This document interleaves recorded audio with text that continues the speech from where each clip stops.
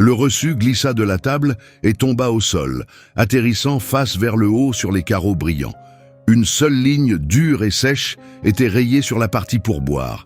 0, un grand 0 offensant. Tous les membres du personnel du restaurant regardaient avec des sourires moqueurs pendant que le milliardaire franchissait la porte, laissant Elena, une mère célibataire qui peinait à joindre les deux bouts, sans rien d'autre qu'une table en désordre à nettoyer. Elena sentit les larmes lui monter aux yeux. Elle avait désespérément besoin de cet argent pour les médicaments du cœur de son fils. Mais lorsqu'elle attrapa son assiette avec frustration, quelque chose de fin et blanc glissa sous la porcelaine froide. Ce n'était pas de l'argent. C'était un mot écrit à la main, contenant seulement quelques mots qui allaient bouleverser toute son existence. Et l'homme qui l'avait écrit, ce n'était pas simplement un client exigeant. C'était une épreuve que tous les autres avaient échoué à surmonter.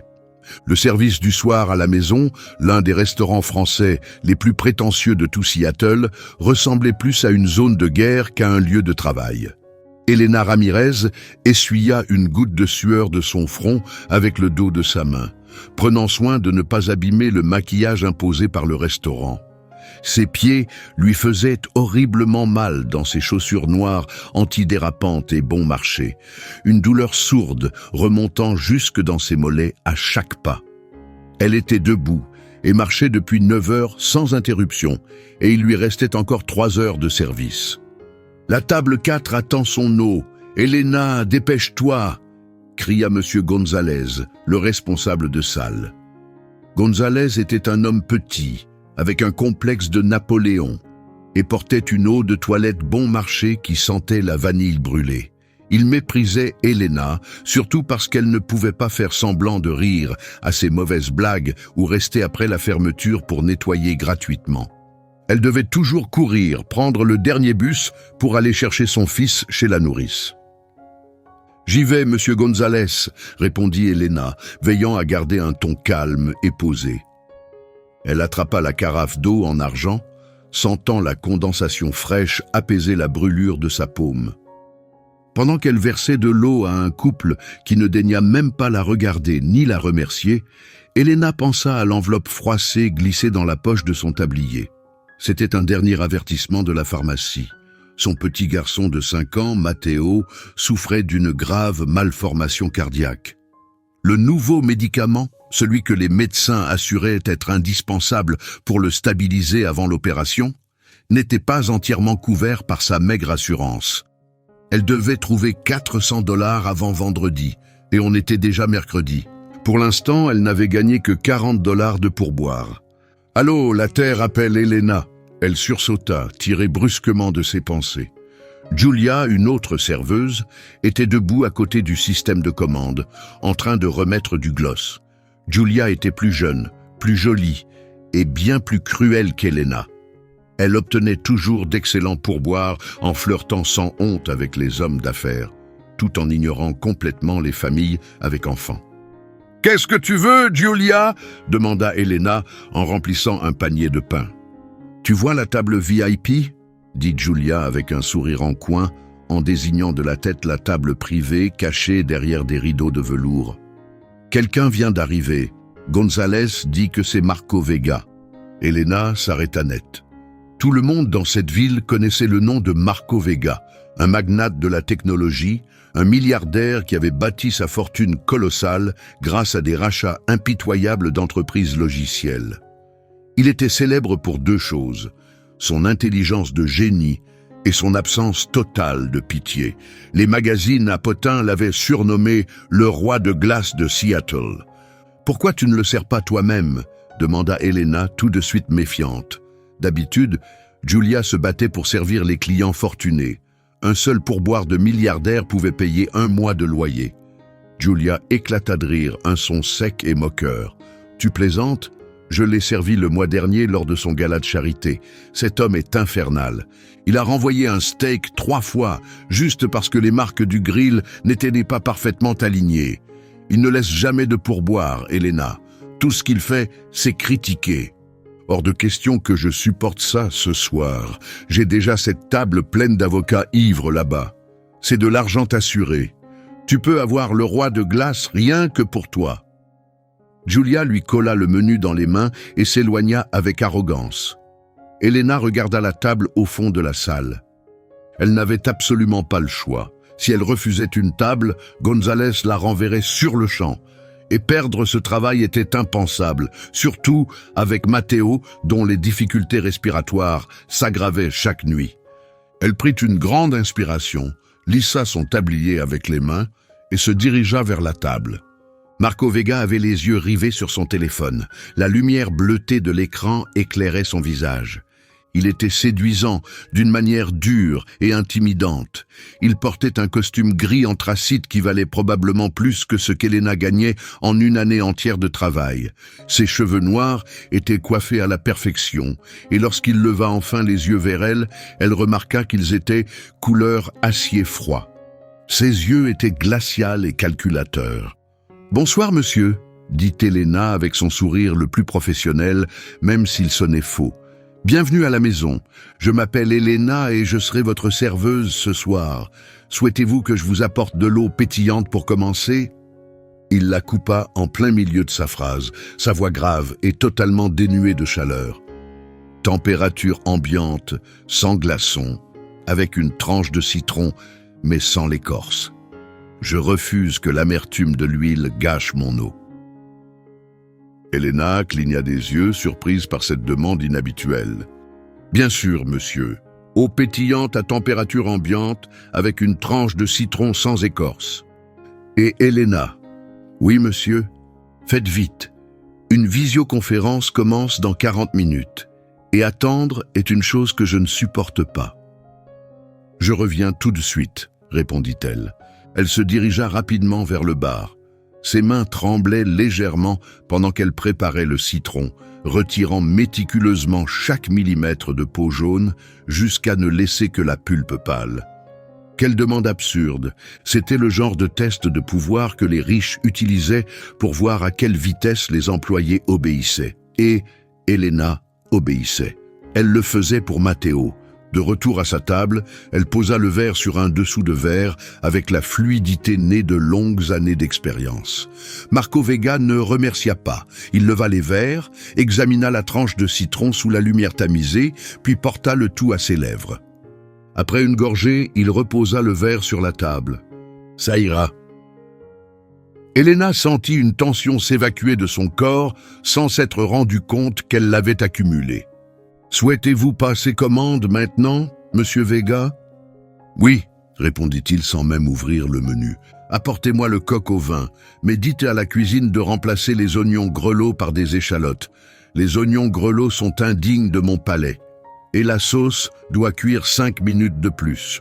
La dernière fois, elle était bien trop liquide. » Elena resta figée un instant. Le chef Moretti était connu pour jeter des casseroles dès qu'un client osait modifier ses plats. « Monsieur, notre chef est assez strict concernant... » Vega leva les yeux avec un regard dur. « Espérez-vous un pourboire ce soir, Elena, ou dois-je en parler directement à votre supérieur ?»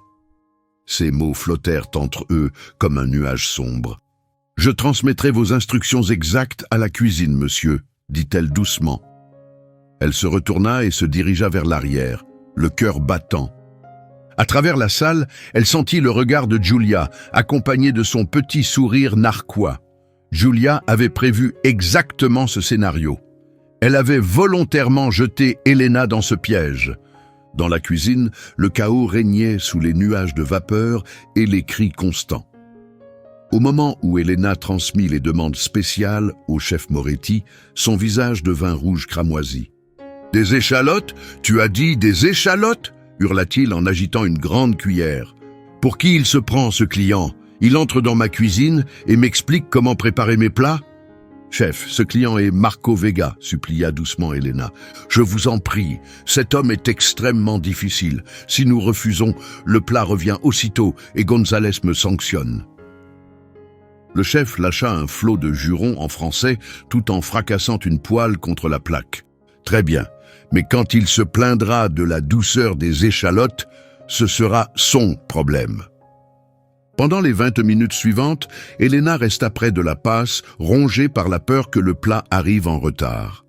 Elle fit des allers-retours auprès de ses autres tables, remplissant des verres de vin et débarrassant les assiettes vides. Mais son esprit restait fixé sur cette table isolée.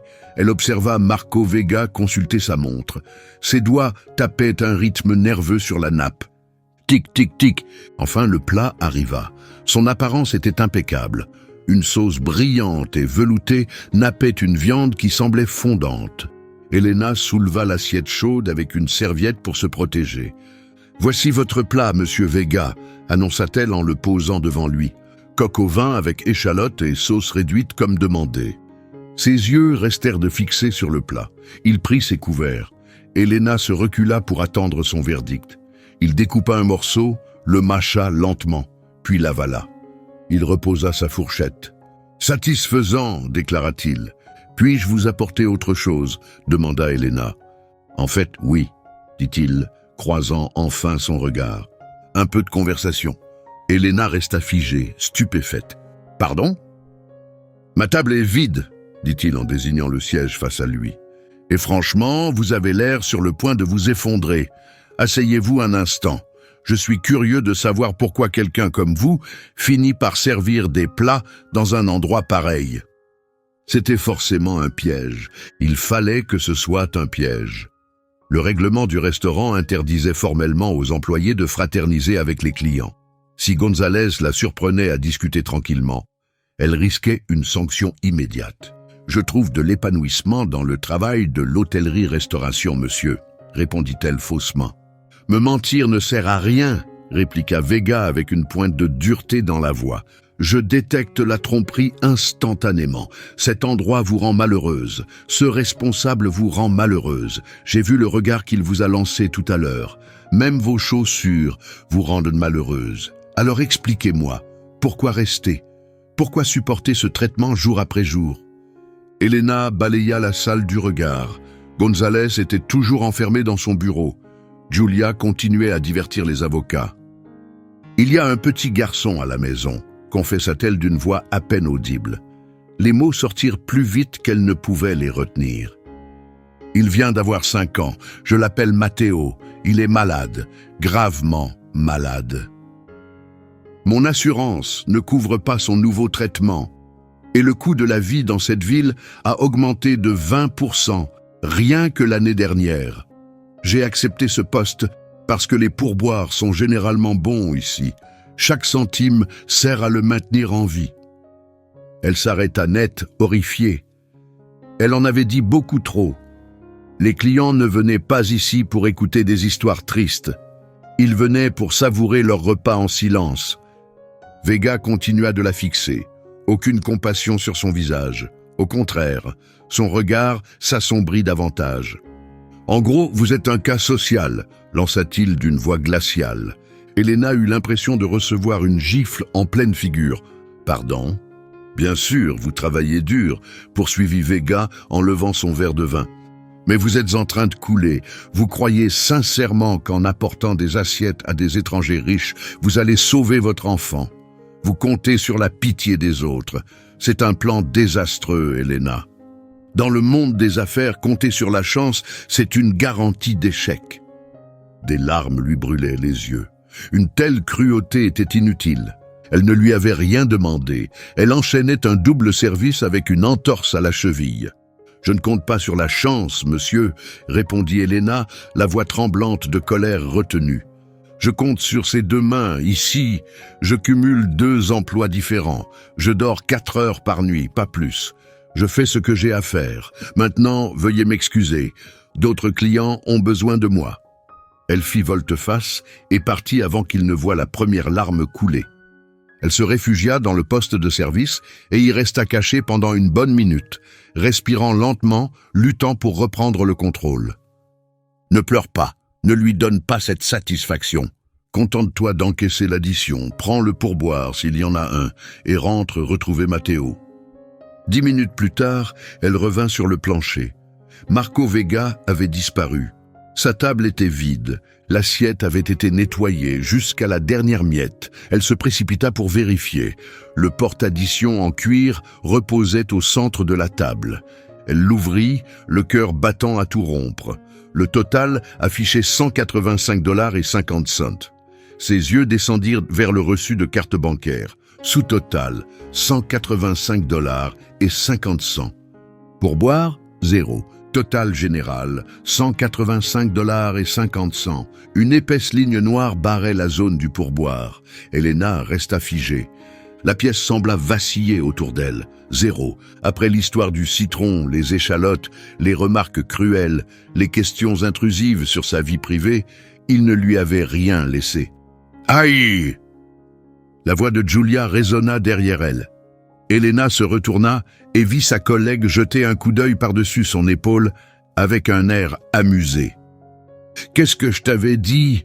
Le roi de glace frappe encore. 0 pourboire sur une addition de 200 $. C'est violent, même pour lui. « Il n'a rien laissé », souffla Elena, ses mains tremblant visiblement. Cet argent devait servir à acheter le médicament de Matteo. « Hey, nettoie cette table maintenant !» cria Gonzalez depuis l'entrée. « Un groupe de 4 vient d'arriver sans réservation. Allez, Ramirez !» Elena ravala la boule dans sa gorge. La honte et la colère brûlante tourbillonnaient dans sa poitrine. Elle avait envie de hurler de toutes ses forces. Elle avait envie de courir jusqu'au parking, de rattraper Marco Vega et de lui jeter ce reçu en pleine figure. Mais c'était impossible. Elle n'était qu'une serveuse. Lui, un milliardaire. Elle attrapa un bac en plastique et retourna vers la table. Elle empila les assiettes d'une main tremblante. Elle ramassa la serviette en tissu qu'il avait portée à ses lèvres. Et c'est à ce moment-là qu'elle le vit. Sous l'assiette de présentation, ce grand plat décoratif posé sous l'assiette principale, il y avait quelque chose de blanc. Ce n'était pas une serviette, c'était une feuille pliée, épaisse, en papier de luxe. Elena plissa les yeux, perplexe. Elle jeta un rapide coup d'œil autour d'elle pour s'assurer que personne ne regardait. Elle attrapa la feuille et l'ouvrit. Il n'y avait pas d'argent à l'intérieur. Aucun billet caché. Juste un message écrit avec une écriture élégante, nette, utilisant ce qui semblait être un stylo-plume. « Elena, tu dis que tu feras tout ce qu'il faut. Prouve-le. Entrepôt maritime, quai 47, ce soir, minuit, viens seul. » C'était tout. Elena relut ces mots encore et encore. L'encre semblait encore fraîche, brillant légèrement sous les lumières tamisées du restaurant. « Qu'est-ce que t'as là ?» demanda Julia en s'approchant, l'air méfiant. « Rien !» répondit rapidement Elena, en froissant le papier pour le fourrer au fond de sa poche de tablier, juste à côté de l'avis de la pharmacie. Juste des déchets. Il a laissé des déchets. « Classique !» lança Julia avec un sourire mauvais. « Nettoie-moi cette table, je dois la libérer. » Elena termina de nettoyer la table comme un robot, mais dans sa tête, ses pensées tourbillonnaient sans contrôle. Quai 47, à minuit. Ça ressemblait à une scène d'ouverture d'un film d'horreur. C'était risqué, complètement fou. Marco Vega avait beau être milliardaire, cela ne faisait pas de lui un homme bon. Quelle raison aurait-il de la faire venir dans un entrepôt au beau milieu de la nuit? Mais alors, ces paroles d'avant résonnèrent à nouveau. « Tu comptes sur la pitié des autres? C'est un plan désastreux. » Et elle revit ce 0 sur le reçu. Peut-être que tout cela n'était qu'un autre jeu pour lui. Peut-être voulait-il simplement l'humilier encore plus qu'il ne l'avait déjà fait. Ou peut-être, juste peut-être, c'était exactement du genre de stratégie dont il avait parlé. Ses doigts effleurèrent la poche de son tablier. Elle sentait la forme de cette facture de la pharmacie à travers le tissu. Elle se rappela le visage pâle et fatigué de Matteo ce matin-là quand elle l'avait embrassé. Sa petite poitrine se soulevait avec difficulté à chaque respiration. Ses yeux se posèrent sur l'horloge murale. Il était 22h45. Son service se terminerait à 23h. Elle devait prendre une décision maintenant. Elle pouvait rentrer, encaisser cette défaite et supplier le pharmacien de lui accorder un délai demain matin. Ou bien elle pouvait aller au quai 47 et découvrir ce que ce diable d'homme attendait d'elle. Elena Ramirez retira son tablier. Elle n'avait jamais été du genre à prendre de gros risques, mais pour Matteo, elle franchirait les portes de l'enfer sans hésiter. Le front de mer de Seattle ne ressemblait en rien à la salle élégante de la maison une fois minuit passé. Une brume épaisse s'était levée depuis le Puget Sound, chargée d'odeurs de sel et de carburant.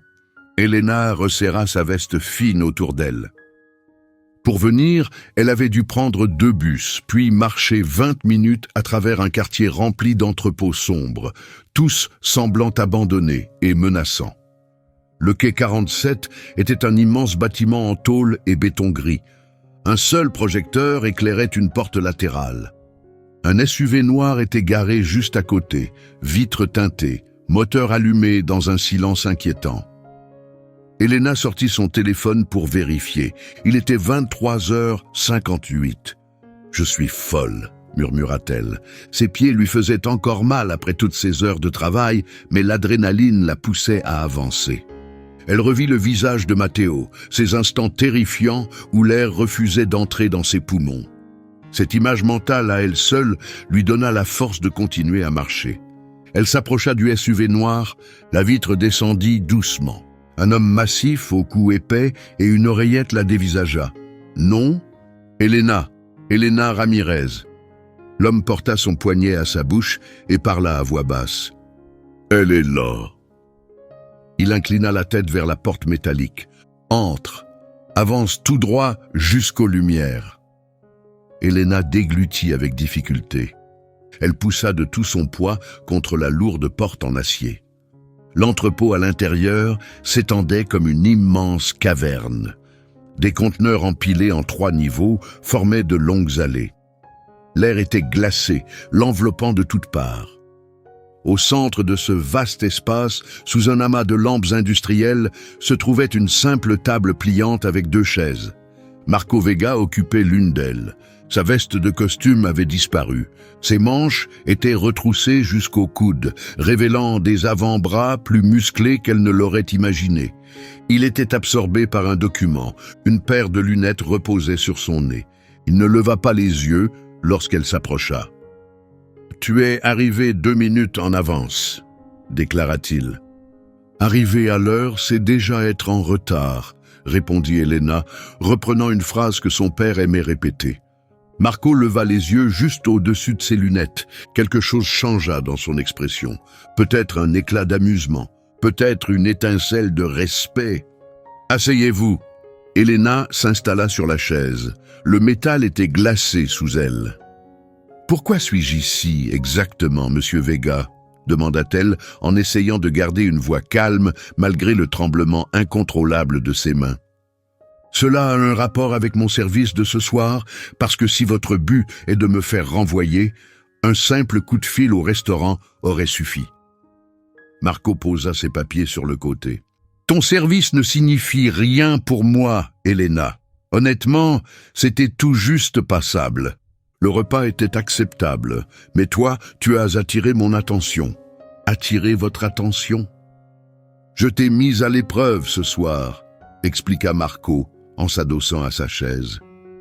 Je t'ai imposé des demandes absurdes, j'ai tourné en ridicule ton métier, j'ai remis en question ta façon de vivre. La plupart des gens se seraient effondrés sous cette pression, ils auraient craqué en larmes, ou bien saboté mon plat. Tu n'as fait ni l'un ni l'autre, tu as accompli chaque tâche parfaitement, même en étant rempli de colère. Il se pencha, attrapa une mallette au sol et en sortit une pile épaisse de documents. Il les laissa tomber sur la table dans un bruit sourd. « Juste ici, » dit-il en tapant sur la pile du doigt, « tu regardes les registres d'expédition de toute mon opération logistique sur les 3 derniers mois. L'argent disparaît, de grosses sommes. Le conseil d'administration accuse les fluctuations du marché. Mon directeur financier jure que c'est à cause du prix du carburant. Mais je pense qu'ils sont soit incompétents, soit complices. » Il planta son regard dans le sien. Au restaurant, tu as remarqué un minuscule morceau d'écorce de citron dans une lumière à peine suffisante. Tu as vu que j'écrivais de la main gauche, alors tu as placé mon verre de vin du bon côté sans qu'on te le demande.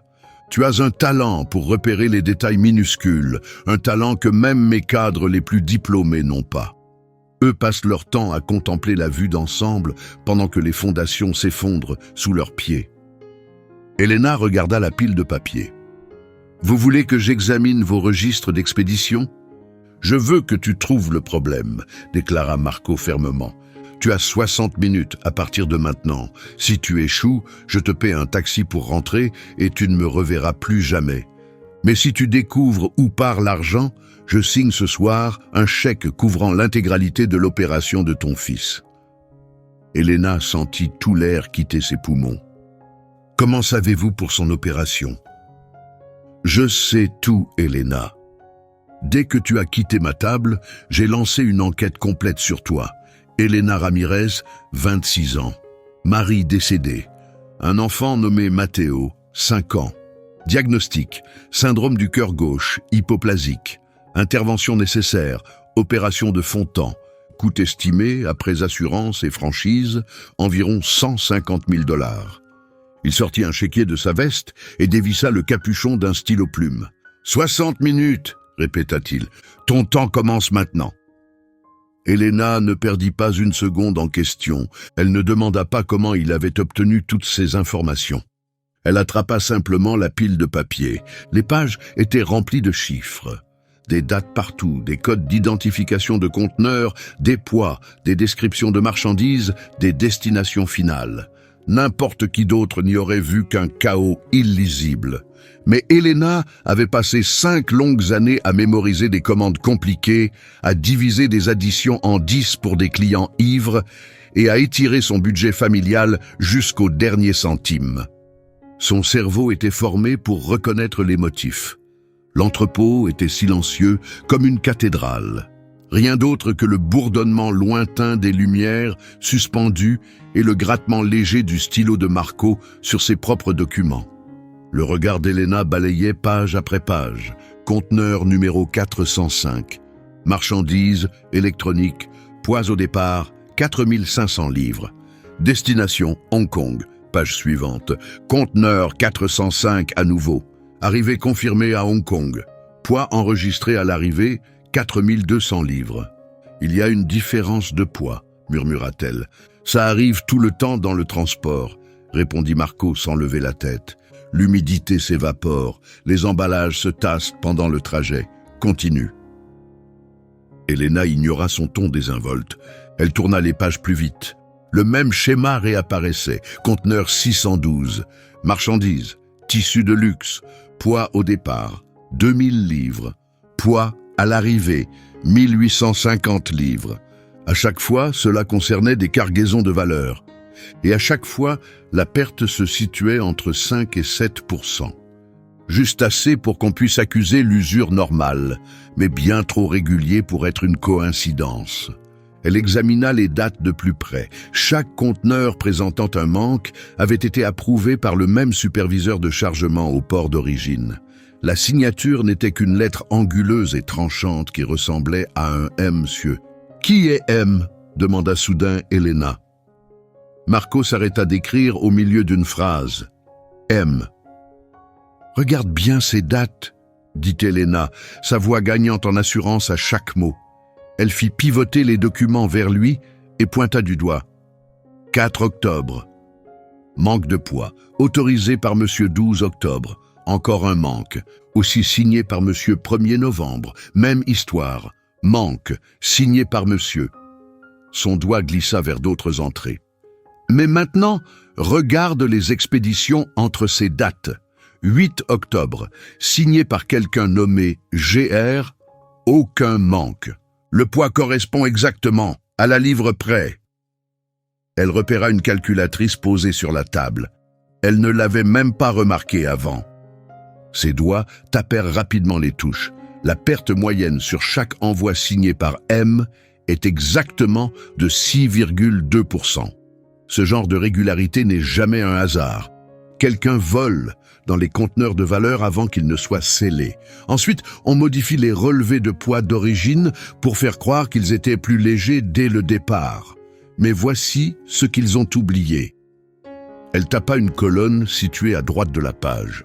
La grue possède une balance automatique qui crée ses propres relevés. Le poids indiqué par la grue correspond au chiffre le plus élevé. Le rapport du superviseur indique le chiffre le plus bas. L'écart entre ces deux chiffres correspond exactement à ce qui est volé avant que le conteneur ne monte à bord du navire.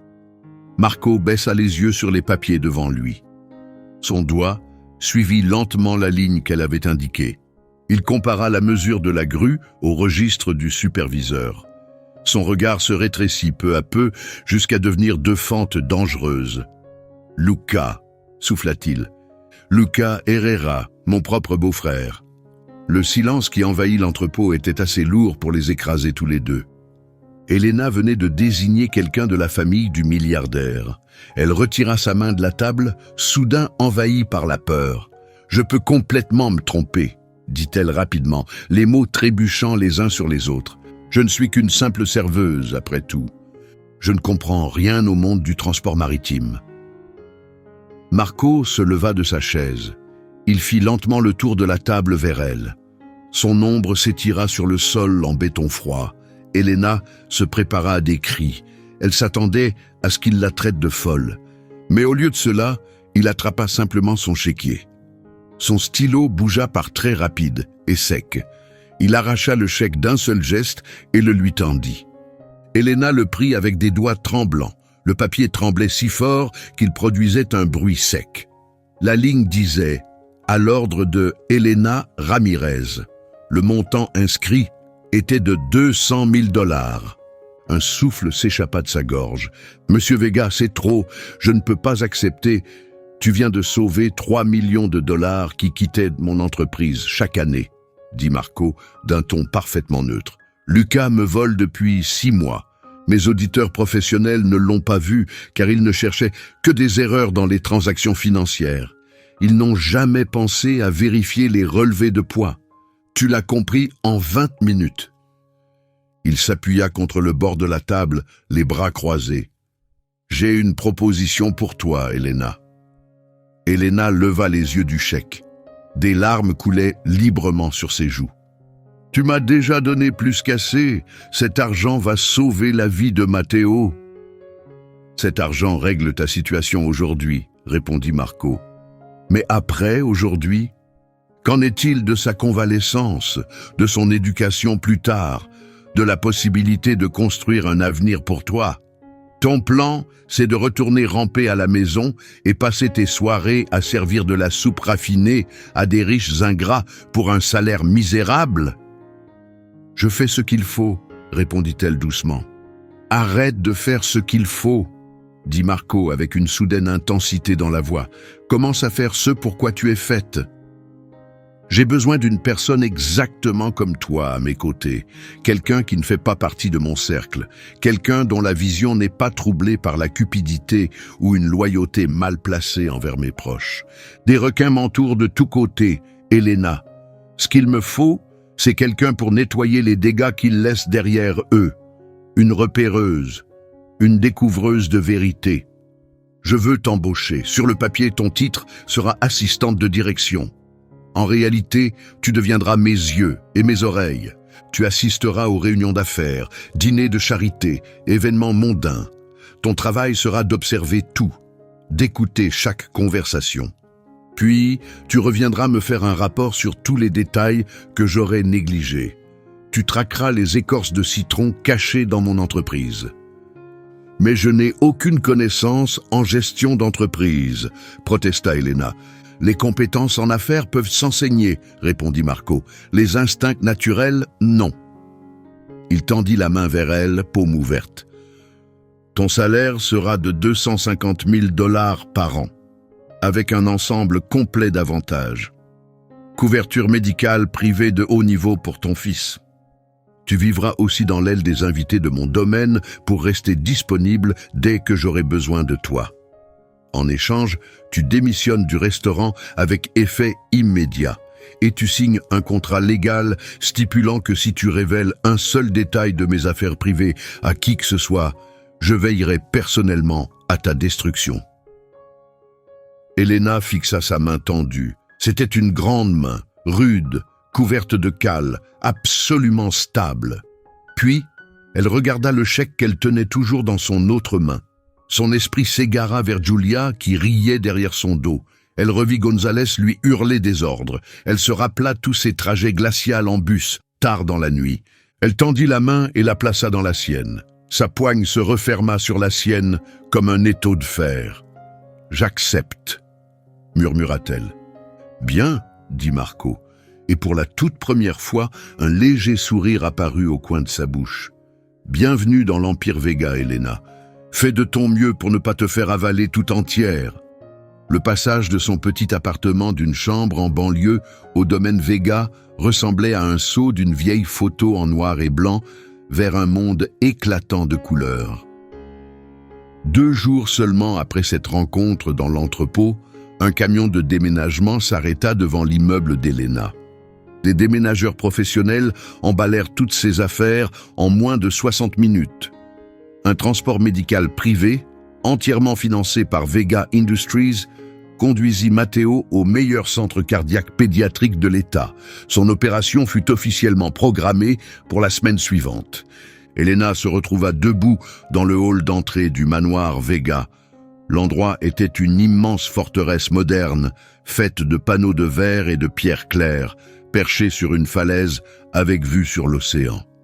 Tout semblait à la fois froid, magnifique et profondément intimidant. « Mademoiselle Ramirez », annonça un majordome à la posture raide comme une planche. Il inclina légèrement la tête. « Monsieur Vega vous attend à la bibliothèque. Il a demandé à vous voir dès votre arrivée. »« Merci », répondit Elena. Elle portait un tailleur neuf, acheté avec l'avance que Marco lui avait donnée. Le tissu était bleu marine, la coupe élégante et professionnelle. Elle avait l'impression de jouer un rôle. Elle traversa la maison. Des tableaux ornaient chaque mur, chacun probablement plus précieux que tout ce qu'elle pourrait gagner en une vie. Mais il n'y avait aucune photographie, aucun portrait de famille. C'était un bâtiment, pas une maison. Elle entra dans la bibliothèque. Marco se tenait près des grandes fenêtres, un téléphone à l'oreille. Il leva une main pour lui signaler d'attendre. « L'avis du syndicat ne m'intéresse pas, Luca. Quand les chiffres ne tiennent plus, tu fermes ce quai immédiatement. Nous parlerons très bientôt de ton manque de surveillance. » Il termina l'appel et se tourna vers Elena. Son expression était sombre, comme un nuage d'orage. « Tu avais raison, » dit-il sans détour. Luca a tout avoué. Il a accusé ses dettes de jeu qu'il ne pouvait plus rembourser. Je l'ai démis de ses fonctions, avec effet immédiat. « Je suis désolé d'apprendre cela, » dit doucement Elena. « Cela doit être difficile pour vous. Il fait partie de votre famille, après tout. » Marco laissa échapper un rire bref et sec. « La famille n'est qu'une étiquette que les gens utilisent quand ils pensent que ton argent leur appartient aussi, Elena. Tu comprendras vite cette vérité ici. » Il s'approcha de son bureau et attrapa une tablette. « Ce soir, tu vas affronter ton premier vrai défi sur le terrain. Un gala caritatif est organisé au musée d'histoire. Toutes les personnes importantes de Seattle y seront. Investisseurs, concurrents et tous les membres de mon conseil d'administration. »« Que dois-je faire exactement ?» demanda Elena. « Survivre !» répondit une voix de femme depuis l'entrée. Elena se retourna vivement. Une femme se tenait là, telle une apparition sortie d'un magazine de mode. Elle était grande, blonde et d'une beauté redoutable.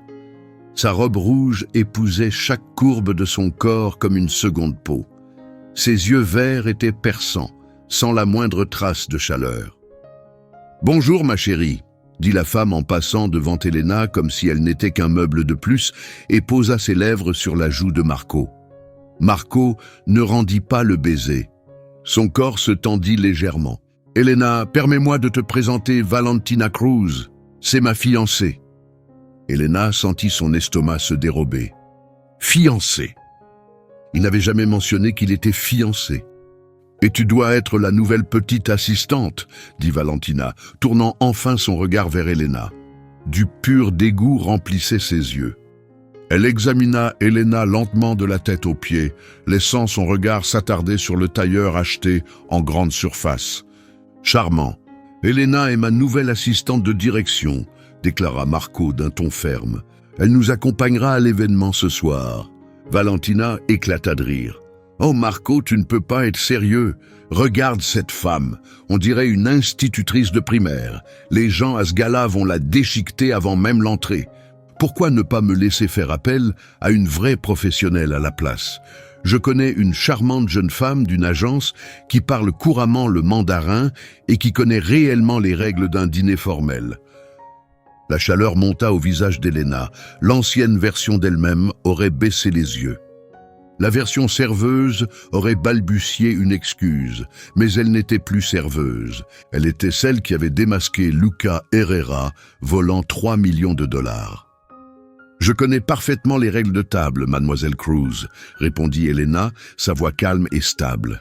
« J'ai passé 5 ans à les appliquer dans mon travail, et contrairement aux gens de votre cercle, je peux entrer dans n'importe quelle pièce et repérer en un instant qui a réellement faim et qui fait semblant de manger. » Un silence complet envahit la pièce. Le sourire de Valentina fondit. Elle observa Elena d'un œil nouveau, plus perçant. « Petit bout de femme plein de caractère, » dit Valentina, sa voix devenue glaciale. « Je lui donne 1 semaine, pas plus. »« Elle reste, » déclara Marco, se plaçant entre les 2 femmes. « Monte te préparer, Elena. Une styliste a livré plusieurs tenues dans ta chambre. Nous partons dans 60 minutes. » Elena fit un signe de tête rapide et quitta la pièce. Mais elle sentait le regard brûlant de Valentina la suivre comme des aiguilles chauffées à blanc. Une fois à l'étage, dans sa nouvelle chambre plus grande que tout son ancien appartement, Elena découvrit un portant rempli de robes. Elles étaient à couper le souffle, tissus de soie, matière satinée, étiquettes de créateurs qu'elle n'avait vues que dans des magazines. Elle choisit une robe noire. La coupe était simple et élégante, modeste à l'avant avec des manches longues et un col haut mais plongeante dans le dos. C'était classe, c'était une armure. Elle se plaça devant le miroir et eut du mal à reconnaître son reflet. Ses cheveux étaient relevés en un chignon lisse et soigné. Son maquillage était impeccable. « Pour Matteo », murmura-t-elle pour elle-même. Le trajet vers le gala était chargé de tension. Marco occupait un côté de la longue limousine, tandis que Valentina était assise à l'autre extrémité. Elena était perchée sur le petit siège en face d'eux. « Alors dis-moi, Elena », dit Valentina en faisant tournoyer distraitement son champagne. « Marco t'a découverte où exactement ? À Harvard Business School peut-être ? Le programme de Wharton ?»« Dans la restauration », répondit Marco avant qu'Elena ne puisse ouvrir la bouche. Valentina manqua de s'étrangler avec sa boisson. « Tu as vraiment embauché une serveuse pour gérer tes affaires, Marco ? Tu as complètement perdu la tête. Les membres du conseil vont rire aux larmes. » Les membres du conseil sont bien trop occupés à cacher leurs propres échecs pour rire de qui que ce soit en ce moment, répliqua Marco avec calme. Elena remarque des choses qu'eux ratent systématiquement. « On verra bien », marmonna Valentina à voix basse. Lorsqu'ils arrivèrent enfin au gala, les flashs des caméras étaient presque aveuglants. Elena sortit du véhicule et sentit la panique lui saisir la poitrine. Le vacarme assourdissant, les lumières éblouissantes, la foule de journalistes hurlant des questions. Puis la main de Marco se posa doucement dans le bas de son dos, la guidant vers l'avant avec assurance. « Respire », lui murmura-t-il à l'oreille. « Ce ne sont que des gens. Et honnêtement, la plupart sont des imbéciles. » Ils pénétrèrent dans la grande salle de bal. L'espace débordait d'invités tenant des coupes de champagne en cristal et portant des bijoux valant des fortunes. « Vas-y », dit Marco à voix basse, « mêle-toi à la foule. Garde les oreilles grandes ouvertes. Reviens me dire tout ce que tu entends. » Elena s'éloigna. Elle attrapa un verre d'eau pétillante, sans citron cette fois, et commença à se frayer un chemin dans la mer de riches inconnus. Elle se transforma en fantôme, un talent qu'elle avait perfectionné pendant ses années de service. Elle se positionna près de groupes d'hommes en smoking, feignant de s'intéresser aux expositions du musée tout en captant chaque mot échangé. Le cours de Vega va s'effondrer dès que la fusion sera annoncée. Il paraît qu'il a déjà viré Herrera. On dirait qu'il y a de sérieux problèmes en coulisses. Valentina pousse fort pour un vote du Conseil le mois prochain. Elle vise clairement le poste de présidente. Elena se figea complètement. Valentina voulait devenir présidente, mais elle était fiancée à Marco. Elena se rapprocha discrètement d'un petit groupe de 3 hommes rassemblés près d'un squelette de dinosaure. Un visage parmi eux la figea sur place. C'était Monsieur Gonzalez, son ancien patron de la maison.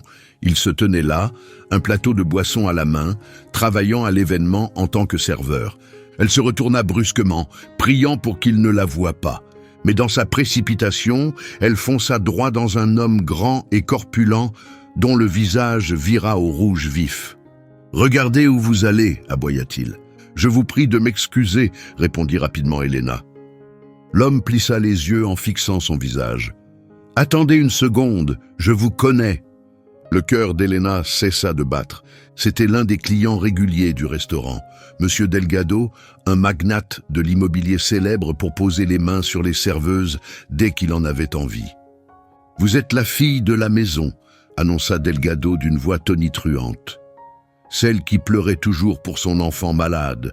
Qu'est-ce que vous faites ici? Vous avez passé la sécurité en douce pour mendier un peu d'argent aux riches ?» Des têtes se tournèrent de tous les coins de la salle. Valentina observait à 10 pas à peine, un sourire cruel s'étendant lentement sur son visage. Elle attendait précisément ce moment. « Je travaille ici, maintenant, » dit Elena, forçant son menton à se lever. « Travailler ici ?» Delgado éclata de rire et lui attrapa le bras. « Allez, ma belle, laisse-moi te raccompagner avant que les gardes ne s'en mêlent. Des événements comme celui-ci ne sont pas faits pour les domestiques. » « Enlevez immédiatement votre main !» La voix de Marco résonna comme un coup de tonnerre à travers la foule. Il émergea de la mer d'invité, tel un prédateur, approchant sa proie. « Oh, Marco !» balbutia Delgado en lâchant Elena aussitôt. « Je voulais juste t'aider. J'ai attrapé cette petite serveuse errante en train de s'incruster dans ta soirée mondaine. Elle ne s'est incrustée à rien du tout. » déclara Marco, se plaçant aux côtés d'Elena et passant un bras protecteur autour de sa taille. « Cette femme est mon invitée personnelle et ma conseillère de confiance. Si tu la touches encore une seule fois, Delgado, je rachèterai ton immeuble au complet et je te jetterai moi-même hors de ton propre appartement en Penthouse. » Tout le sang quitta le visage de Delgado. « Je ne savais pas, je n'avais pas réalisé... » « Maintenant tu sais, le coupa Marco, disparaît de ma vue. » Delgado fila comme un animal terrifié. Des murmures traversèrent la foule alentour. Marco Vega, le célèbre roi de glace, venait de défendre publiquement une ancienne serveuse devant toute la haute société de Seattle. Valentina s'approcha, le visage tordu par la colère. « Tu viens de ridiculiser l'un de nos investisseurs les plus importants, tout ça pour elle. » « C'est lui qui s'est ridiculisé tout seul, » répliqua Marco d'un ton plat. Il reporta son attention sur Elena. « Tu vas bien ?» demanda-t-il. Elena leva les yeux vers lui. Son cœur battait à tout rompre, mais ce n'était plus la peur qui le faisait. Quelque chose d'autre animait désormais ses battements rapides, quelque chose de bien plus dangereux. « Je vais bien, » répondit-elle, « mais j'ai appris quelque chose d'important. Dis-moi, Valentina, » dit Elena, tournant son regard vers la femme blonde aux yeux verts glacés. « Elle organise un vote prévu pour le mois prochain. Son objectif est de te voler le poste de président. » La coupe de champagne glissa des doigts de Valentina et éclata sur le sol en marbre. « Sale petite fouine des égouts !» cracha-t-elle entre ses dents serrées. « C'est vrai ?» demanda Marco, sa voix tombant dans un ton glacial. Il fit face à sa fiancée. « Réponds-moi, Valentina, ce qu'elle dit, est-ce vrai ?» Valentina lança à Elena un regard chargé de venin. « Tu crois vraiment que tu peux ramener une petite vagabonde dans notre maison et l'entraîner à me mordre? Marco, tu n'as aucune idée de la guerre que tu viens de déclencher. » Elle tourna les talons et disparut dans la foule. Marco regarda de nouveau Elena. Son expression montrait quelque chose qu'elle n'avait encore jamais vu chez lui. De la stupéfaction peut-être, et peut-être aussi quelque chose de plus profond, de plus intense. La façon dont il la regardait lui coupait le souffle. « Tu entends vraiment tout, dit-il à voix basse. « Je t'avais prévenu, répondit Elena, un léger tremblement dans la voix. Je sais toujours qui a vraiment faim. Et Valentina?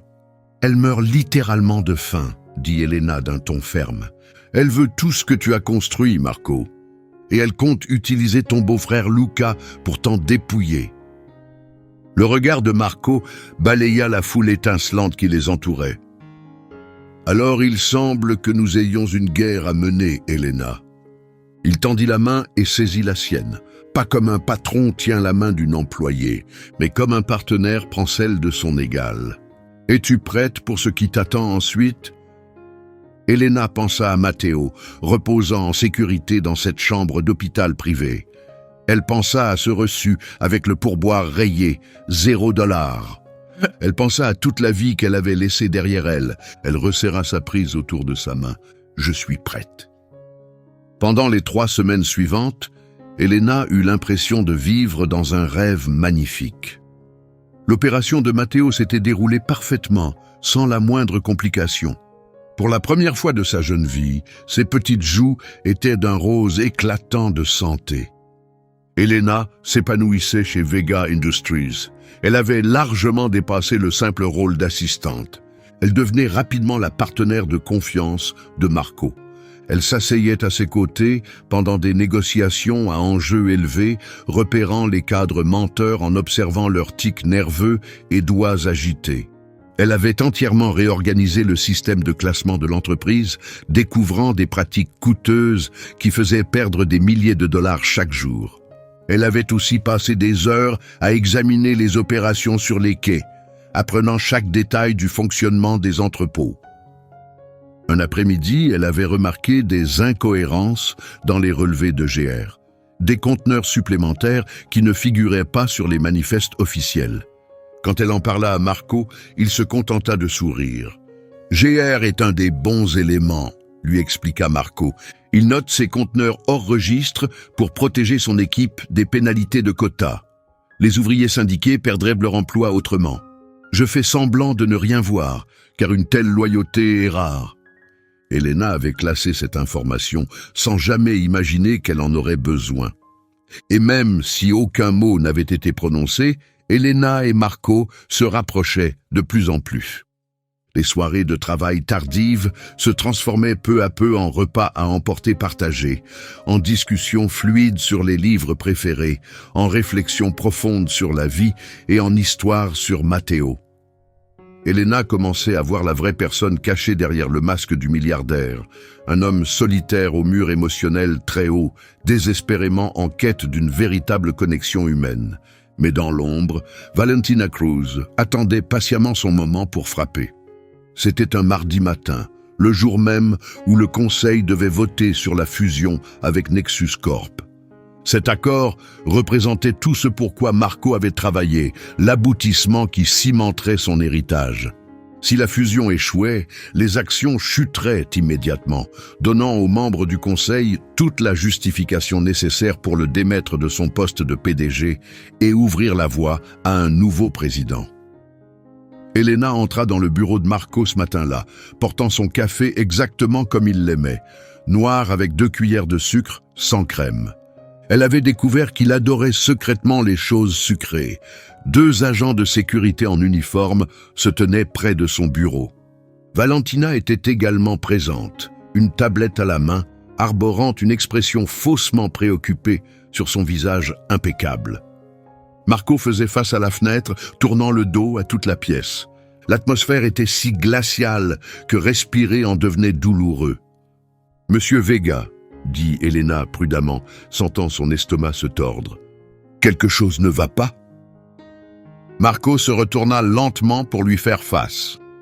La chaleur qui avait peu à peu adouci ses yeux gris acier avait complètement disparu. Ils étaient redevenus de la glace, une glace sombre et impitoyable. « Tu croyais vraiment que je ne découvrirais jamais la vérité ?» demanda-t-il d'une voix dangereusement calme. « Découvrir quelle vérité ?» Elena posa la tasse avec des mains tremblantes. « Arrête de faire semblant d'être innocente, Elena », susurra Valentina, s'avançant avec une satisfaction évidente. Nous avons découvert tout ce que tu as transmis à Nexus Corp hier soir. Tous les détails confidentiels sur la fusion, le prix exact de l'offre, tout. La mâchoire d'Elena se décrocha de stupeur. De quoi parlez-vous? Je n'ai rien envoyé à qui que ce soit, je n'ai même pas l'autorisation d'accéder au serveur de Nexus Corp. Tu as utilisé mes identifiants personnels, dit Marco, la voix tremblante de rage contenue. Le système a enregistré ton adresse IP depuis l'aile des invités. Quelqu'un a transmis les documents à un stockage numérique sécurisé à 3 heures du matin. Il attrapa une pile de photos et les jeta sur le bureau. Les images montraient des clichés flous d'Elena rencontrant un homme dans un parc public. « Qui est cet homme ?» exigea Marco. « Les photos montrent un représentant de Nexus Corp. » Elena fixe les images, abasourdie. « C'est mon cousin Paolo. Il est venu me rapporter un siège auto que j'avais prêté à sa femme. » « Quelle excuse pratique !» ricana Valentina. « Tout aussi pratique que cette histoire d'enfant malade que tu as inventée pour t'introduire dans cette maison. La vérité, c'est que tu n'es qu'une escroc, Elena. Nous avons consulté tes relevés bancaires ce matin.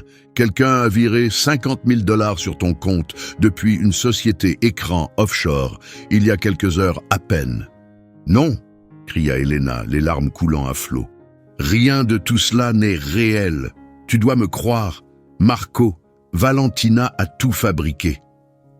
Elle prépare ce coup depuis le début pour te voler la présidence. » J'ai dit « ça suffit ». La paume de Marco s'abattit violemment sur le bureau.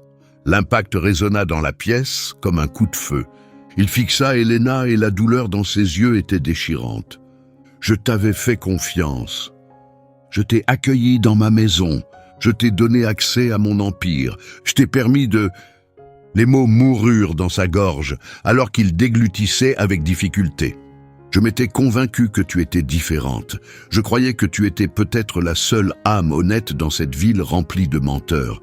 Mais en réalité, tu es la pire de tous, parce que tu m'as fait croire que je pouvais ressentir quelque chose.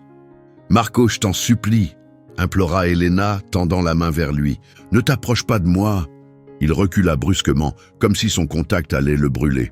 Ton contrat est rompu à partir de cet instant. Le service de sécurité va te raccompagner immédiatement hors de cette propriété. Tu as 60 minutes pour rassembler tes affaires. Si tu es encore là, après ce délai, j'appellerai la police pour espionnage industriel. « Et Matteo ?» murmura Elena, la voix brisée. « Il est encore à l'hôpital. Son assurance maladie. »« Tu aurais dû y penser avant de me trahir !» répondit Marco, chaque mot glacé. Il lui tourna le dos une fois de plus. « Qu'on l'éloigne de ma vue. » Les agents de sécurité attrapèrent Elena par les bras. Alors qu'ils la traînaient, sans ménagement, vers la sortie, elle aperçut Valentina, juste derrière Marco. Valentina la fixa droit dans les yeux et lui fit un clin d'œil, lent, délibéré, triomphant. Elena se retrouva jetée dehors, devant les grilles du manoir, avec seulement 2 valises. La pluie commença à tomber du ciel gris, elle s'effondra sur le trottoir en sanglots, noyée dans l'humiliation et une peur paralysante. Elle avait perdu son travail, elle avait perdu l'homme dont elle était en train de tomber amoureuse. Et très bientôt, elle allait perdre l'assurance santé qui maintenait son petit garçon en vie.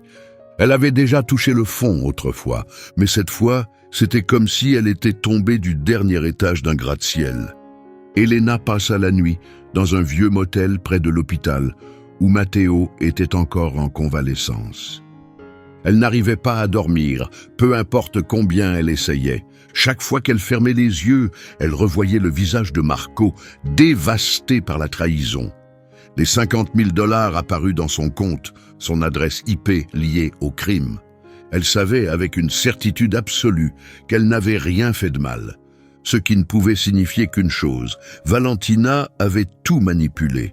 Valentina était brillante, mais son plus grand défaut, c'était son arrogance. Elle aurait pris soin d'effacer toute trace numérique. Mais alors, Elena se souvint de quelque chose que Marco lui avait dit. Cette première nuit dans l'entrepôt. « Mes auditeurs n'ont rien vu car il cherchait des erreurs dans les transactions financières, pas dans les poids physiques. Valentina s'était fiée uniquement à la technologie pour exécuter son plan. Mais une preuve matérielle, sur papier, c'est bien plus difficile à falsifier. Elena se redressa d'un coup dans le lit du motel. Le conseil devait voter aujourd'hui à 2 heures précises. Elle regarda l'horloge de la table de chevet, 9 heures. Elle attrapa son téléphone et composa un numéro qu'elle connaissait par cœur après avoir étudié les documents d'expédition. « Ouais ?» répondit une voix rauque. « Est-ce que je parle à GR, le chef de quai du Dock 47 ?»« C'est moi qui demande ça. Je m'appelle Elena Ramirez. J'ai travaillé pour Monsieur Vega jusqu'à récemment. J'ai besoin d'accéder à l'archive, immédiatement. Écoute, j'ai déjà entendu dire que t'avais été viré. Je peux pas te laisser entrer. »« GR, écoute-moi, » dit Elena, sa voix tremblante mais déterminée. « Je sais que tu caches certains conteneurs pour protéger les employés syndicaux. Je sais que tu es quelqu'un de bien, qui veut éviter que son équipe perde son emploi. Mais si Valentina Cruz prend le pouvoir aujourd'hui, elle va remplacer tout le quai par des machines. Avant les fêtes, tout le monde ici sera au chômage. Je suis la seule à pouvoir empêcher ça. » Un long silence tomba au bout du fil. « Sois à l'entrée arrière dans 20 minutes, » répondit enfin GR. Elena dépensa son dernier dollar pour un taxi jusqu'à l'entrepôt. GR l'attendait pour lui ouvrir le portail. Son visage fatigué disait tout. « Les anciens dossiers sont en bas, au sous-sol, » expliqua-t-il. « Ce sont les copies papier originales. On les numérise seulement si le siège le demande. » Elena dévala les escaliers métalliques aussi vite qu'elle le put. L'air du sous-sol était saturé d'une odeur de moisissure et de poussière ancienne. Des rangées interminables d'armoires métalliques s'étendaient à perte de vue. Elle devait retrouver les registres d'accès à la salle des serveurs principaux du manoir. D'après les enregistrements numériques, Elena se serait connectée au système à 3 heures du matin depuis l'aile des invités où elle dormait. Mais le manoir possédait aussi un système de sécurité physique de secours, installé dans un autre sous-sol séparé. Ce système fonctionnait en circuit fermé, sans aucune connexion Internet. Il comprenait un disque dur enregistrant chaque passage de badge dans le bâtiment, mais Elena n'avait aucun moyen d'accéder au manoir à présent. « Réfléchis, Elena, réfléchis », murmura-t-elle en faisant les 100 pas sur le sol poussiéreux. Valentina avait monté une mise en scène complexe, faisant croire qu'Elena avait transmis des fichiers confidentiels à Nexus Corp. Le transfert fictif aurait eu lieu à 3 heures du matin. Elena commença à ouvrir les tiroirs et à sortir tous les dossiers liés au compte de dépenses de Valentina. Marco lui avait donné un accès complet à tous les documents de l'entreprise quelques semaines auparavant, et Elena avait pris l'habitude de photocopier tout ce qui lui paraissait suspect pour l'étudier ensuite avec plus d'attention. Une méthode apprise à force de faire du couponing extrême pour survivre. Son carnet de notes personnelles se trouvait toujours dans son sac. Elle le feuilleta rapidement. Valentina avait déclaré officiellement qu'elle était à New York la semaine précédente. Mais juste sous ses yeux, un reçu d'un service de messagerie privée basé à Seattle portait la même date. Le destinataire, siège de Nexus Corp. Expéditrice V. Cruz, contenu du colis, un disque dur. Elena retint son souffle. Valentina n'avait jamais envoyé les fichiers volés par Internet. Elle les avait physiquement envoyés plusieurs semaines plus tôt pour sceller son arrangement illégal avec Nexus Corp. Puis, la veille au soir, elle avait simulé un transfert numérique pour faire porter toute la responsabilité à Elena. Mais il manquait encore une preuve formelle que Valentina avait personnellement autorisé le mystérieux virement de 50 000 $ sur le compte d'Elena. Elle examina de nouveau les documents bancaires. Un des agents de sécurité les lui avait remis avec sa lettre de licenciement plus tôt dans la journée. L'autorisation portait une signature numérique, Monsieur Vega, mais l'horodatage indiquait 4h15 du matin. Elena saisit les journaux d'expédition posés sur un bureau voisin et parcourut les entrées. À 4h15 précise, le système enregistrait une session active depuis le yacht de Marco, toujours amarré au port. Marco dormait profondément à cette heure-là. Elena en était certaine. Elle avait vu la lumière de sa chambre s'éteindre depuis sa fenêtre à minuit. Valentina, en revanche, logeait sur le yacht depuis plusieurs jours, le temps que son appartement en ville soit rénové.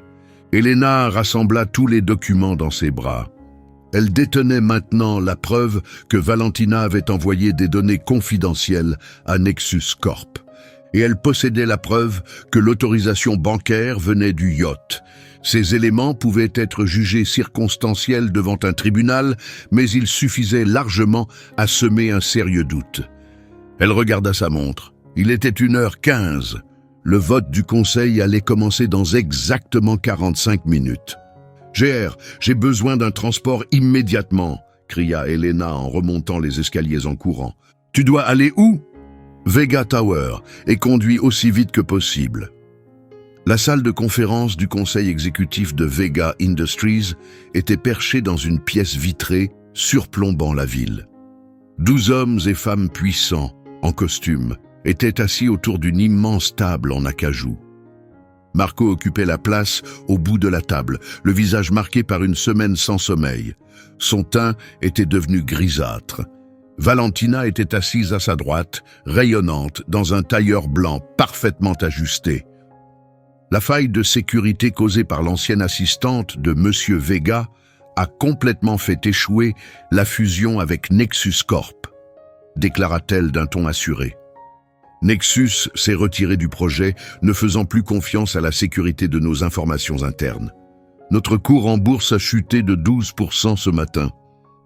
Des murmures inquiets parcoururent à la table. Cette situation montre un grave manque de discernement de la part de notre PDG, continua Valentina, posant une main manucurée sur le bois verni. Marco a un instinct commercial brillant, mais ses émotions ont brouillé son jugement. Il a laissé une escroc s'infiltrer au cœur de notre cercle de confiance. Notre entreprise a besoin de stabilité, d'une direction capable de rester concentrée sans se laisser distraire par des projets caritatifs sans valeur. Elle tourna lentement les yeux vers Marco. Je demande officiellement un vote de défiance envers Marco Vega en tant que PDG. Et je propose que mon nom soit retenu pour assurer l'intérim à la présidence pendant que nous réparons les dégâts. Je soutiens cette motion, déclara M. Delgado, le même homme qu'Elena avait humilié lors du gala de charité quelques semaines plus tôt. Marco, prit la parole le président du conseil, souhaitez-vous faire une déclaration en votre défense? Marco releva lentement la tête. Il semblait complètement brisé. La femme à qui il avait accordé sa confiance l'avait apparemment trahi, et voilà que tout le fruit de sa vie lui échappait des mains. J'assume l'entière responsabilité de ce qui s'est passé, parvint-il à dire d'une voix rauque à peine audible. Très bien, répondit le président. Tous les membres du conseil favorables à la destitution de Marco Vega de ses fonctions, veuillez lever la main. Des mains commencèrent à se lever autour de la table. Une main, puis une deuxième, puis une troisième. Valentina leva la sienne bien haut, un sourire triomphant s'étirant sur son visage. Bang! Les lourdes portes du conseil explosèrent vers l'intérieur. « Je m'oppose à ce vote !» hurla Elena, surgissant dans la pièce à toute vitesse. Ses cheveux étaient en bataille, trempés par la pluie. Ses vêtements froissés, elle peinait à reprendre son souffle. 2 agents de sécurité la poursuivaient de près. « Sortez cette femme immédiatement !» cria Valentina en se levant d'un bond. « C'est une criminelle recherchée !»« Ce n'est pas moi la criminelle ici !» répliqua Elena en esquivant la main d'un des gardes. Elle lança la pile de documents sur la table en acajou de toutes ses forces. Les papiers glissèrent sur la surface brillante et s'arrêtèrent juste devant Marco. « Elena !»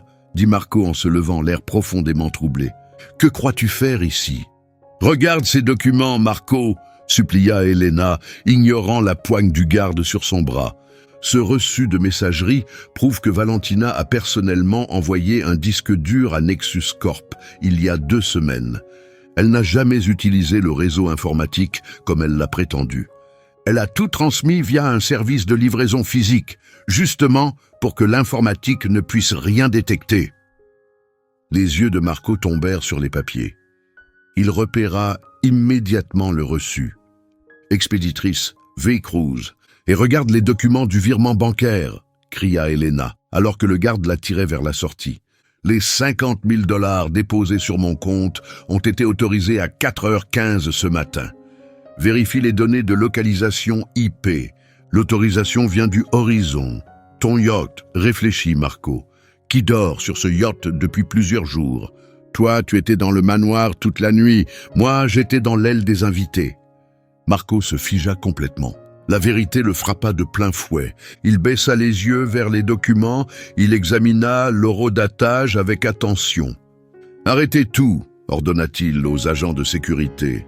Sa voix avait repris le ton glacial et autoritaire du roi de glace. « Relâchez-la immédiatement !» Les gardes obéirent aussitôt. Elena se frotta les bras en reprenant son souffle. Marco prit les documents sur la table. Il les lut un par un, lentement, avec précision. Puis il se tourna vers Valentina. Le visage de Valentina avait perdu toutes ses couleurs. « Ces documents sont évidemment des faux, » balbutia-t-elle. « Elle les a fabriqués parce qu'elle est désespérée. »« Ce reçu de messagerie contient un numéro de suivi, » répondit Marco d'un ton calme et menaçant. Il sortit son téléphone et entra les chiffres. Colis livré avec succès au service juridique de Nexus Corp. Signature confirmée par Jonathan Smith, directeur des acquisitions. Il lève les yeux de son écran. La salle était plongée dans un silence total. « Tu as volontairement saboté la fusion, » dit Marco, sa voix gagnant en intensité. « Tu as vendu nos secrets à la concurrence. Tu as fabriqué de fausses preuves pour piéger Elena. Tu as détourné 50 000 $ de fonds de l'entreprise pour simuler un pot de vin. Tout ce que j'ai fait, c'était pour notre avenir ensemble, » hurla Valentina, son masque s'effondrant enfin complètement. « Tu étais devenu faible, Marco. Tu commençais à écouter les conseils d'une serveuse. Tes décisions sentimentales allaient détruire tout ce que cette entreprise représente. Il fallait bien que quelqu'un intervienne pour la sauver. » « Tu n'as rien sauvé du tout, » dit Marco, en marchant lentement vers elle, jusqu'à ce qu'ils soient face à face. « Ce que tu as fait, c'est commettre plusieurs fraudes fédérales. Et si je ne me trompe pas, Monsieur Delgado vient tout juste de soutenir une motion introduite par une personne qui va bientôt être poursuivie pour crime. Je me trompe, Delgado. » Le visage de Delgado vira au rouge vif. « Je retire immédiatement mon soutien. Je n'avais aucune connaissance de tout cela. » Marco tendit un bras et désigna la porte. « Quitte ce bâtiment immédiatement, Valentina. La police t'attend déjà dans le hall principal. Je les ai contactés dès qu'Elena a mentionné le yacht. J'ai toujours reconnu ton ambition, mais jamais je n'aurais cru que tu puisses être assez stupide pour tenter quelque chose d'aussi dangereux. » Le regard désespéré de Valentina balaya la pièce, à la recherche du moindre allié. Personne ne croisa ses yeux. Elle attrapa son sac de marque et se dirigea vers la sortie, bousculant Elena de l'épaule en passant. La salle retomba dans le silence. Marco se tourna vers les membres restants du conseil, toujours assis autour de la table. « La motion pour me révoquer a été rejetée. La fusion avec Nexus Corp est terminée. Cependant, je suis déjà en train de mettre en place un tout nouveau plan de restructuration qui commencera par le renvoi immédiat de chaque personne ayant levé la main contre moi aujourd'hui. » Son regard glacial balaya les membres du conseil qui avaient voté contre lui. La peur se lisait clairement sur leurs visages. « Cette réunion est officiellement close », annonça Marco. Les directeurs se précipitèrent vers la sortie, se bousculant presque comme des rats fuyant un navire en train de couler. Finalement, il ne restait plus que Marco et Elena. Elle se tenait près de la porte, serrant son sac usé contre elle. « Je devrais partir maintenant. Je suis venu seulement pour prouver mon innocence. »« Elena, attends s'il te plaît. » Marco fit lentement le tour de la grande table. Il s'arrêta juste devant elle. La fatigue se lisait sur son visage, mais pour la première fois depuis des jours, une chaleur avait retrouvé le chemin de ses yeux d'acier. « Tu es revenu, dit-il doucement. après que je t'ai licencié, après que je t'ai humilié publiquement, après t'avoir littéralement jeté sous la pluie. Et malgré tout cela, tu es revenu pour me sauver. Je ne l'ai pas fait pour toi, répondit Elena, la voix tremblante d'émotion. Je l'ai fait parce que la vérité compte. Et aussi parce que personne ne mérite de souffrir d'une trahison venant de quelqu'un en qui il avait placé toute sa confiance. Marco eut un tressaillement. Je te dois les excuses les plus profondes, Elena. J'ai agi comme un parfait imbécile. Mes expériences passées, ma peur constante d'être manipulé, tout cela m'a aveuglé, au point de ne pas voir la personne authentique juste devant moi. Il glissa une main dans la poche intérieure de sa veste. Elena se raidit instinctivement, s'attendant à le voir sortir son chéquier pour tenter de la faire taire avec de l'argent. Mais il en sortit un morceau de papier froissé. C'était l'ancien reçu de la maison, celui avec le pourboire à 0. Je l'ai gardé avec moi depuis cette nuit-là, avoua-t-il. Tu sais pourquoi je n'ai rien laissé? Elena secoua lentement la tête. Laisser un pourboire, c'est ce qu'on fait pour un serviteur, expliqua Marco. Et ce soir-là, j'ai compris que tu n'étais jamais une servante. Tu étais mon égal depuis le tout début. Je ne voulais pas te payer pour un service. Ce que je voulais vraiment, c'était te proposer un véritable partenariat. Je ne savais juste pas comment te l'offrir, sans te mettre à l'épreuve d'abord. Il s'approcha encore. Je ne veux pas engager une autre assistante exécutive, Elena. Ce que je veux, c'est une vraie partenaire à mes côtés, une partenaire à tous les niveaux. Je veux te nommer directrice générale de Vega Industries. J'ai besoin de quelqu'un dans ma vie qui vérifie le poids des conteneurs. Quelqu'un qui remarque les détails minuscules, comme des zestes de citron que tout le monde oublie. Quelqu'un d'assez courageux pour faire irruption dans une salle de réunion et se battre pour ce qui est juste. Elena le regarda, stupéfaite. « Directrice générale ?» « Marco, je ne suis même jamais allé à l'université. Je n'ai aucun diplôme. »« Tu possèdes quelque chose de bien plus précieux qu'un diplôme, » dit Marco en lui prenant la main. « Tu as une intégrité inébranlable et tu as conquis mon cœur, totalement, si tu veux bien l'accepter. » Les larmes commencèrent à couler librement sur les joues d'Elena. « Et ce pourboire de $0 ?» demanda-t-elle en riant doucement à travers ses larmes. « Tu me dois toujours au moins 18%. » Marco sourit alors, un vrai sourire éclatant qui transforma complètement son visage. « Je pense pouvoir t'offrir bien mieux que 18%. Que dirais-tu de 50%? De tout. » Il l'attira à lui et l'embrassa à cet instant. Ce n'était pas un de ces baisers parfaits qu'on voit dans les films romantiques. C'était un baiser brut, désespéré, profondément réel. Un engagement scellé non par un contrat écrit, mais par la force simple du contact humain. Et c'est ainsi qu'Elena Ramirez transforma un humiliant pourboire de $0 en un partenariat valant des centaines de millions. Elle prouva au monde entier que votre véritable valeur ne dépend pas du tablier que vous portez, ni de la voiture garée dans votre allée. Votre vraie valeur réside dans votre intégrité, votre intelligence et votre refus de baisser les bras, peu importe combien la vie vous malmène. Marco découvrit que la confiance est la monnaie la plus précieuse au monde et qu'une fois brisée, elle ne peut se reconstruire qu'avec des actes, jamais avec des mots. Aujourd'hui, Elena et Marco dirigent ensemble Vega Industries en tant que partenaires à parts égales. Ensemble, ils ont fondé une association caritative nommée d'après le petit Matteo, qui prend en charge les frais chirurgicaux des enfants dont les familles n'ont pas les moyens de payer les soins, garantissant qu'aucun parent ne soit plus jamais contraint de choisir entre payer le loyer et sauver la vie de son enfant. Si cette histoire a touché quelque chose en vous, cliquez sur le bouton « J'aime » dès maintenant. Cela aide vraiment cette chaîne à se développer et à atteindre plus de personnes. Partagez cette vidéo avec quelqu'un dans votre vie qui a besoin de se rappeler qu'il ne faut jamais abandonner, même lorsque tout semble impossible. Et n'oubliez pas de vous abonner et d'activer la cloche de notification pour ne jamais manquer une autre histoire incroyable de karma, de justice et de rédemption. Merci infiniment d'avoir regardé et on se retrouve dans la prochaine vidéo.